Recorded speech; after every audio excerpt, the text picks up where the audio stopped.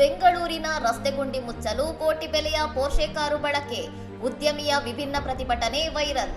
ಬೆಂಗಳೂರು ಮೂಲದ ಉದ್ಯಮಿ ಅಖಿಲ್ ಹೇಮಾದ್ರಿ ಎಂಬುವವರು ನಗರದ ರಸ್ತೆ ಗುಂಡಿಗಳ ದುಸ್ಥಿತಿಯ ಬಗ್ಗೆ ಅಸಮಾಧಾನ ವ್ಯಕ್ತಪಡಿಸಲು ತಮ್ಮ ಐಷಾರಾಮಿ ಪೋರ್ಷೆ ಕಾರನ್ನೇ ರಸ್ತೆ ದುರಸ್ತಿ ಕಾರ್ಯಕ್ಕೆ ಬಳಸಿಕೊಂಡಿದ್ದಾರೆ.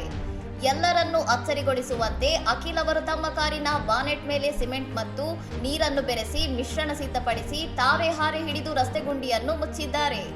ಭಾರತದಂತಹ ಅತಿ ಹೆಚ್ಚು ಜನಸಂಖ್ಯೆ ಇರುವ ದೇಶದಲ್ಲಿ ಕೇವಲ ಸರ್ಕಾರದ ಮೇಲೆ ಅವಲಂಬಿತರಾಗದೆ ಸಾರ್ವಜನಿಕ ಆಸ್ತಿಪಾಸ್ತಿ ನಿರ್ವಹಣೆಯಲ್ಲಿ ನಾಗರಿಕರು ಪಾಲ್ಗೊಳ್ಳಬೇಕು ಎಂಬ ಸಂದೇಶವನ್ನು ಅವರು ಹಂಚಿಕೊಂಡಿದ್ದಾರೆ.